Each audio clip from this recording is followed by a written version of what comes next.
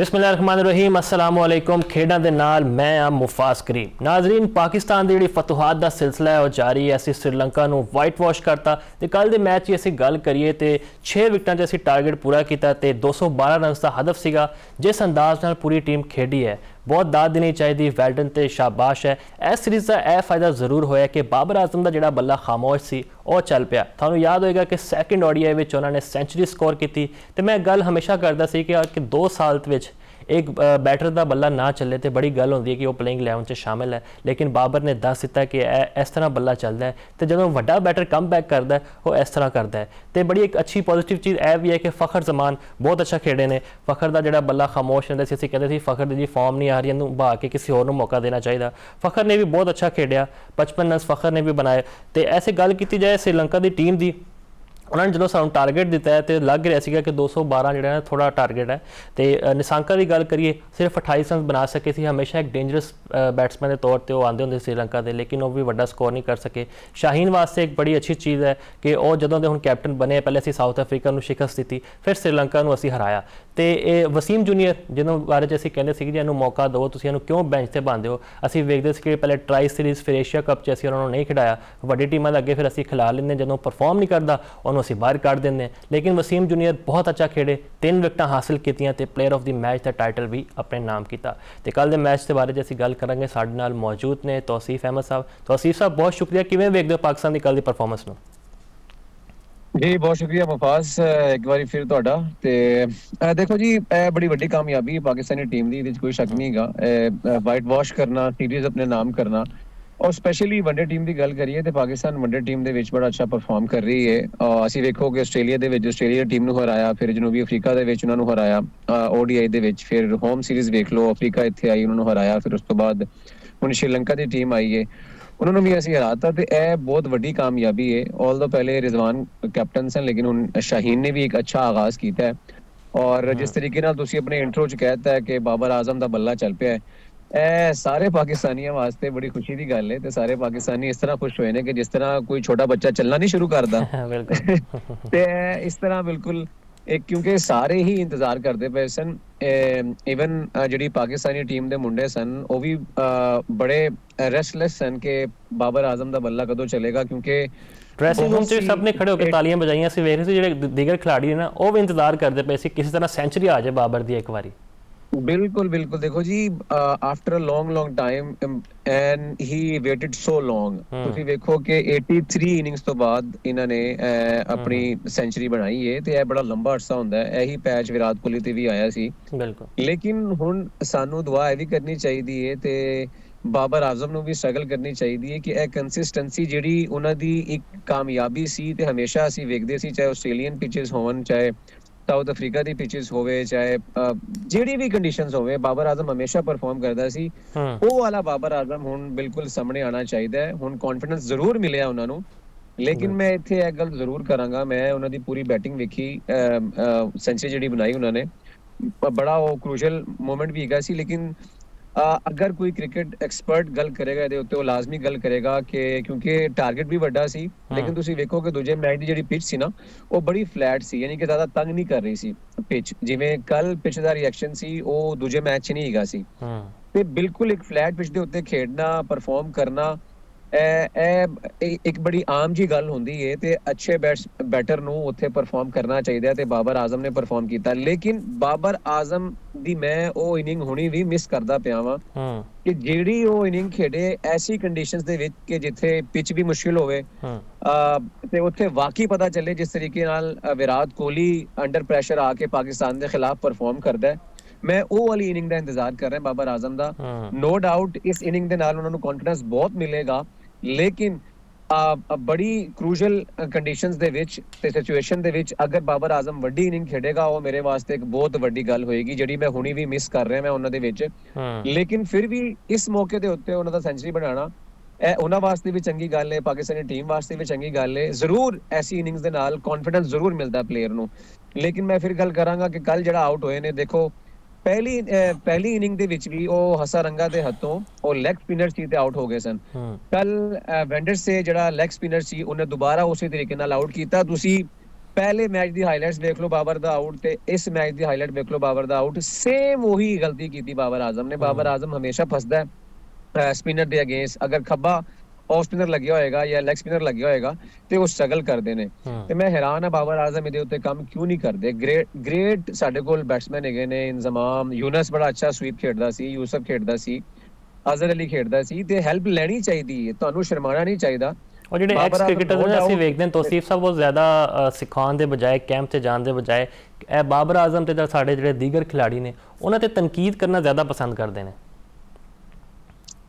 ਬਿਲਕੁਲ ਇਹ ਬੜਾ ਅਲਮੀ ਹੈ ਸਾਡਾ, ਕਿਉਂਕਿ ਦੇਖੋ ਗੱਲ ਭਲਾ ਕੀ ਹੁੰਦੀ, ਗੱਲ ਹੁੰਦੀ ਕਿ ਹਰ ਕੋਈ ਇਹ ਚਾਹੁੰਦਾ ਕਿ ਮੈਂ ਪੀਸੀਬੀ ਦੇ ਵਿੱਚ ਸਾਨੂੰ ਇੱਕ ਬੜਾ ਅਹੁਦਾ ਮਿਲੇ, ਚਾਹੇ ਉਹ ਚੀਫ ਸਿਲੈਕਟਰ ਦਾ ਅਹੁਦਾ ਹੋਵੇ, ਚਾਹੇ ਉਹ ਕੋਚਿੰਗ ਦੇ ਵਿੱਚ ਕੋਈ ਅਹੁਦਾ ਹੋਵੇ, ਹੈੱਡ ਕੋਚ ਦਾ ਅਹੁਦਾ ਹੋਵੇ, ਕੋਈ ਵੀ ਸਾਨੂੰ ਅਹੁਦਾ ਮਿਲ ਜਾਏ ਤੇ ਅਸੀਂ ਚੁੱਪ ਹੋ ਜਾਾਂਗੇ। ਤੁਸੀਂ ਵੇਖ ਲਓ ਕਿ ਜਦੋਂ ਅਹੁਦਾ ਨਹੀਂ ਹੋਏਗਾ ਤੇ ਇਹ ਬਾਹਰ ਬਹਿ ਕੇ ਬੜੀ ਬੜੀ ਗੱਲਾਂ ਕਰਨਗੇ, ਲੇਕਿਨ ਜਦੋਂ ਪੀਸੀਬੀ ਦੇ ਵਿੱਚ ਆ ਜਾਣਗੇ, ਟੀਮ ਮੈਨੇਜਮੈਂਟ ਦੇ ਵਿੱਚ ਆ ਜਾਣਗੇ ਤੇ ਉੱਥੇ ਕੋਈ ਗੱਲ ਨਹੀਂ ਹੋਏਗੀ।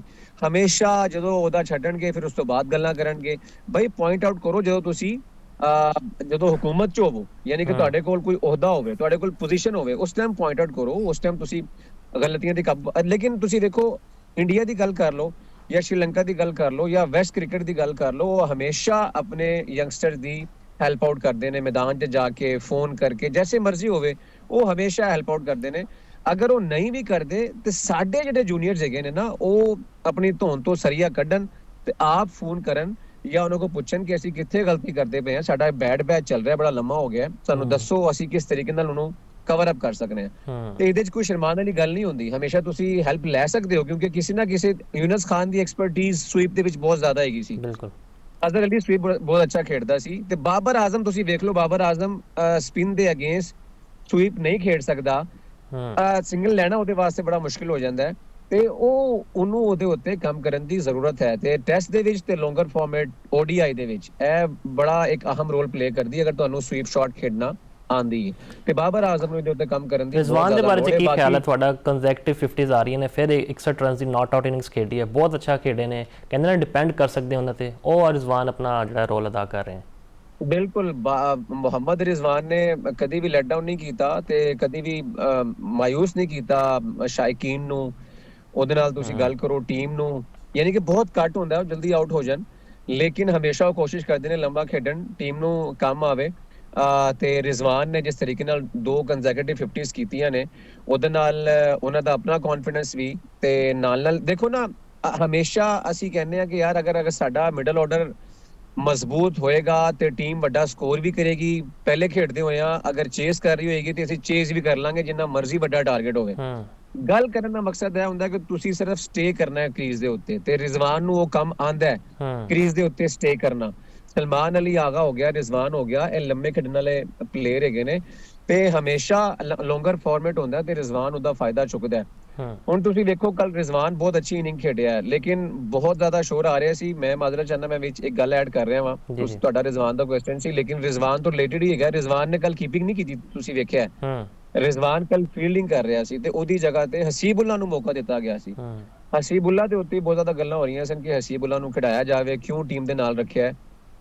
ਹਸੀਬੁੱਲਾ ਨੂੰ ਮੌਕਾ ਮਿਲਿਆ, ਬਹੁਤ ਅੱਛੀ ਗੱਲ ਹੈ, ਲੇਕਿਨ ਤੁਸੀਂ ਵੇਖੋ ਨਾ ਕਿ ਇੰਟਰਨੈਸ਼ਨਲ ਕ੍ਰਿਕਟ ਦਾ ਕੀ ਪ੍ਰੈਸ਼ਰ ਹੁੰਦਾ ਹੈ। ਉਹਨੇ 12 ਬੋਲਾਂ ਡਾਟ ਖੇਡੀਆਂ ਤੇ ਉਹ ਡਾਟ ਦਾ ਪ੍ਰੈਸ਼ਰ ਉਹਦੇ ਉੱਤੇ ਆਇਆ ਤੇ ਉਹ ਪ੍ਰੈਸ਼ਰ ਲੈ ਕੇ ਉਹ ਕੈਚ ਦੇ ਬੈਠਾ ਤੇ ਉਹ ਵਿਕਟ ਆਪਣੀ ਗਵਾ ਬੈਠਾ। ਕਹਿਣ ਦਾ ਮਕਸਦ ਹੈ ਬੇਸ਼ੱਕ ਤੁਸੀਂ 12 ਬੋਲਾਂ ਵੀ ਖੇਡ ਲੀਆਂ ਨੇ, ਤੁਸੀਂ ਆਪਣੀ ਹੀ ਗੇਮ ਖੇਡਣੀ ਹੈ, ਤੁਸੀਂ ਸਿੰਗਲ ਕਰਕੇ 1 ਰਨ ਵੀ ਬਣਾ ਸਕਦੇ ਹੋ, ਲੇਕਿਨ 12 ਬੋਲਾਂ ਡਾਟ ਖੇਡ ਕੇ ਤੁਹਾਡੇ ਜ਼ਿਹਨ 'ਚ ਅਗਰ ਇਹ ਆ ਗਿਆ ਕਿ ਮੈਂ ਚੌਕਾ ਛੱਕਾ ਮਾਰਾਂਗਾ ਤੇ ਮੇਰਾ ਪ੍ਰੈਸ਼ਰ ਲੱਥੇਗਾ ਤੇ ਫਿਰ ਤੁਸੀਂ ਵਿਕਟ ਵੀ ਦੇ ਸਕਦੇ ਹੋ, ਔਰ ਰਿਸਕੀ ਹੁੰਦਾ ਹੈ ਬਹੁਤ ਜ਼ਿਆਦਾ। ਹਸੀਬੁੱਲਾ ਬਾਰੇ ਤੁਹਾਡਾ ਖਿਆਲ ਹੈ ਕਿ ਉਹਨੂੰ ਮੌਕਾ ਦੇਖੋ ਜੀ, 2 ਗੇਮਾਂ ਅੱਛੀ ਨਹੀਂ ਗਈ, ਨੋ ਡਾਊਟ, ਤੇ ਕ੍ਰਿਟਿਸਿਜ਼ਮ ਵੀ ਅਸੀਂ ਕਰਦੇ ਨੇ, ਲੇਕਿਨ ਅਜੇ ਇਸ ਬੇਸ ਤੇ ਉਹਨੂੰ ਬਾਹਰ ਬਹਾ ਦੇਣਾ ਬੈਂਚ ਤੇ ਇਹ ਜ਼ਿਆਦਤੀ ਨਹੀਂ ਹੋਏਗੀ ਉਹਨਾਂ ਨਾਲ? ਸਾਇਮ ਅਯੂਬ ਨੂੰ ਬੜੇ ਮੌਕੇ ਮਿਲੇ ਨੇ। ਦੇਖੋ ਮੇਰੀ ਸੋਚ ਜਰਾ ਡਿਫਰੈਂਟ ਹੈਗੀ ਹੈ, ਮੈਂ ਹਸੀਬੁੱਲਾ ਦੀ ਤਨਕੀਦ ਨਹੀਂ ਕਰ ਰਿਹਾ, ਮੈਂ ਸਿਰਫ ਇਹ ਗੱਲ ਕਰ ਰਿਹਾ ਵਾਂ ਕਿ ਹਸੀਬੁੱਲਾ ਨੂੰ ਕੱਲ ਮੌਕਾ ਮਿਲਿਆ ਸੀ ਤੇ ਹਸੀਬੁੱਲਾ ਨੂੰ ਚਾਹੇ ਬੇਸ਼ੱਕ 1 ਮੈਚ ਦਾ ਮੌਕਾ ਮਿਲੇ ਨਾ, ਯੂ ਹੈਵ ਟੂ ਪਰਫਾਰਮ। ਬਿਲਕੁਲ, ਕਿਉਂਕਿ lot of people are watching you। ਕਈ ਐਸੇ ਸਿਲੈਕਟਰਸ ਹੈਗੇ ਨੇ, ਕ੍ਰਿਕਟ ਐਕਸਪਰਟਸ ਹੈਗੇ ਨੇ, ਪੂਰੀ ਦੁਨੀਆ ਦੇ ਲੋਕ ਤੁਹਾਨੂੰ ਵੇਖਣ ਦੇ ਹੁੰਦੇ ਨੇ। ਹਸੀਬੁੱਲਾ ਦੇਖੋ ਅਸੀਂ ਬਹੁਤ ਛੇਤੀ ਕਰ ਰਹੇ ਹਾਂ ਕਿਸੇ ਵੀ ਖਿਲਾੜੀ ਨੂੰ ਟੀਮ 'ਚ ਲਿਆਉਣ ਵਾਸਤੇ ਨਾ, ਅਸੀਂ ਉਹਦਾ ਕੈਰੀਅਰ ਵੀ ਤਬਾਹ ਕਰਨੇ ਆ। ਇੱਥੇ ਤੁਸੀਂ ਵੇਖ ਲਓ ਮਿਸਬਾਹੁਲ ਹਕ ਦਾ ਕੈਰੀਅਰ ਕਿੰਨਾ ਲੰਮਾ ਸੀ, ਤੇ ਮਿਸਬਾਹੁਲ ਹਕ ਨੇ ਜਦੋਂ ਡੈਬਿਊ ਕੀਤਾ ਸੀ ਤੇ ਡੈਬਿਊ ਤੋਂ ਬਾਅਦ ਜਦੋਂ ਥੋੜੇ 2-4 ਮੈਚ ਖੇਡਣ ਤੋਂ ਬਾਅਦ ਬਾਹਰ ਬੈਠਿਆ ਤੇ ਉਸ ਤੋਂ ਬਾਅਦ ਜਿਹੜਾ ਕਮਬੈਕ ਹੋਇਆ ਸੀ ਉਹ ਬਹੁਤ ਦੇਰ ਬਾਅਦ ਹੋਇਆ ਸੀ ਤੇ ਬੜਾ ਨਿਖਰ ਕੇ ਸਾਹਮਣੇ ਆਇਆ ਸੀ।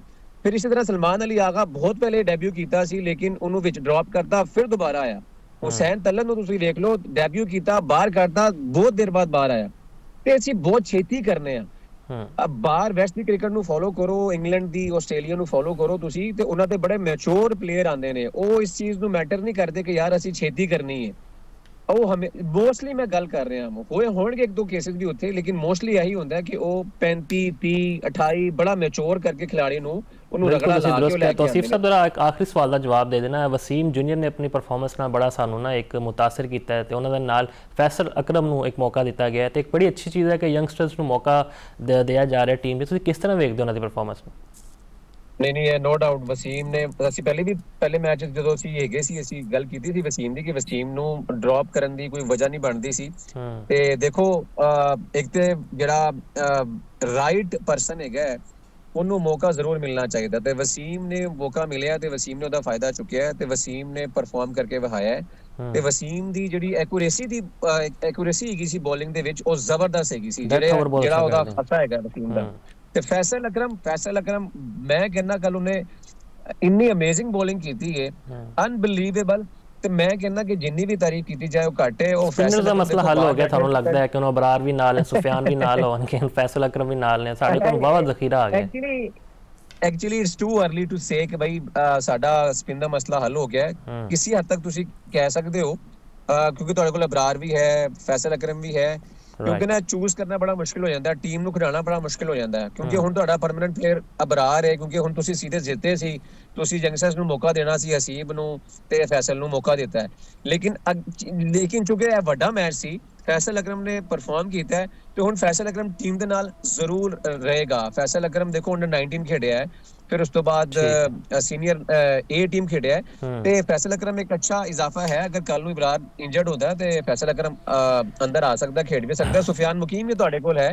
ਠੀਕ ਹੈ ਤੌਸੀਫ ਸਾਹਿਬ, ਬਿਲਕੁਲ ਤੁਸੀਂ ਸਹੀ ਕਿਹਾ, ਯੰਗਸਟਰਸ ਨੂੰ ਮੌਕਾ ਦਵੋਗੇ ਤੇ ਹੀ ਤੁਹਾਡੀ ਟੀਮ ਅੱਗੇ ਜਾਵੇਗੀ, ਜਿੱਤੇਗੀ ਵੀ। ਬਹੁਤ ਬਹੁਤ ਸ਼ੁਕਰੀਆ ਤੁਹਾਡੇ ਟਾਈਮ ਦਾ।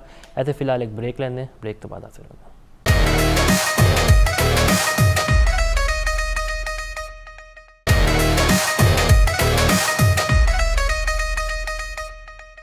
ब्रेक तो बाद खुश आमदीद नाज़रीन। पाकिस्तान वास्ते बड़ी अच्छी खबर ने, जिस अंदाज नाल कल तुसी याद होएगा कि राइजिंग स्टार एशिया कप विच पाकिस्तान ने जिहड़ी पटाई की है भारत की, तो मां सदाकत बहुत अच्छा खेले ने। 79 रन की उन्होंने शानदार इनिंग्स खेडी है। सानू टारगेट लभ्या सी 137 रन का, जिहड़ा असी 14वें ओवर च चेस कर लिया। तो मां सदाकत की असी गल की, उन्होंने 7 चौके ते 4 छक्के लाए ने ते इंडिया नूं जिहड़ी असी हराया है जिस अंदाज नाल। असी बड़ा इंतजार कर रहे थे कि एशिया कप तो बाद जो सानू कोई जित लभे। तो इहदे ते गल करांगे, साडे नाल मौजूद ने यासिर साहब। बहुत शुक्रिया तुसीं साडे नाल जुड़े हो। किद्दां वेखदे हो तुसीं पाकिस्तान दी कल दी परफॉर्मेंस नूं?